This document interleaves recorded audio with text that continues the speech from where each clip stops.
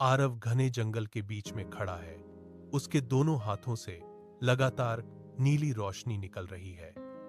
रोशनी हवा में फैलकर आसपास के पत्तों को अपने रंग में रंग रही है। वह अपनी सांसों को रोककर अपने हाथों को ही देख रहा है। उसके हाथ हल्के से कांप रहे हैं। ये वास्तव में हो रहा है। कुछ मिनट पहले तक तो वह अपने शहर के कॉलेज में कक्षा में बैठा हुआ छात्र था ना। वह अपने पैरों को हिलाता है। जमीन पर गिरे सूखे पत्ते कुचले जाते हैं। पत्तों के कुचलने की आवाज सुनकर वह हक्का बक्का रह जाता है। ये कोई सपना नहीं है, ये सच है। अभी कुछ ही देर पहले वह कॉलेज की लाइब्रेरी में एक पुरानी किताब खोल रहा था और अचानक एक चमक आई और वह यहां आ गया। अब उसके चारों तरफ 100 साल पुराने पेड़ खड़े हैं। हवा में अजीब तरह की खुशबू फैली हुई है और उसके हाथ से ये कैसी नीली रोशनी निकल रही है। वह अभी भी कुछ समझ नहीं पा रहा है। सारी दुनिया उसके लिए उलट पुलट हो चुकी है। अचानक उसके कंधे पर एक ठंडा हाथ पड़ता है।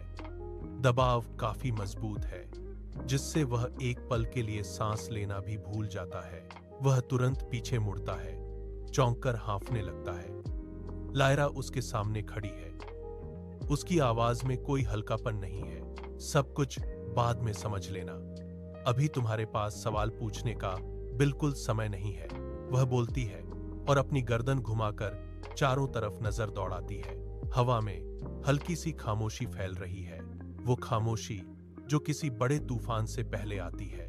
आरव अभी भी अपने दिमाग को साफ नहीं कर पाता है। उसके मुंह से सवाल निकलने ही वाला था कि लायरा उसे और कंधा करके खींचती है। उसके चेहरे पर गंभीरता की परत और मोटी हो जाती है। मैंने पहले ही कहा था, जब मैंने तुम्हें इस किताब को खोलने के लिए कहा था कि तुम्हारी पूरी जिंदगी बदलने वाली है, वो समय आ चुका है। बहुत देर नहीं हुई जो वो यहां पहुंच जाएंगे।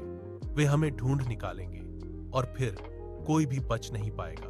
अब कोई सवाल नहीं, कोई रुकावट नहीं, बस मेरे पीछे आना, क्योंकि वो आ चुके हैं। लायरा की आवाज अभी पूरी तरह से खत्म भी नहीं हुई थी।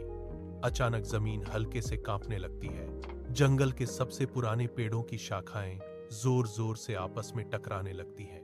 पेड़ का मोटा तना चरमराने लगता है। चरमराहट की आवाज पूरे जंगल में फैल जाती है। पेड़ों के ऊपर के सूखे पुराने पत्ते एक साथ जमीन पर गिरने लगते हैं। पत्तों के गिरने से हल्की सी आवाज होती है, जो धीरे धीरे तेज होकर बरसात जैसी लगने लगती है। फिर एक ठंडी हवा चलती है। वो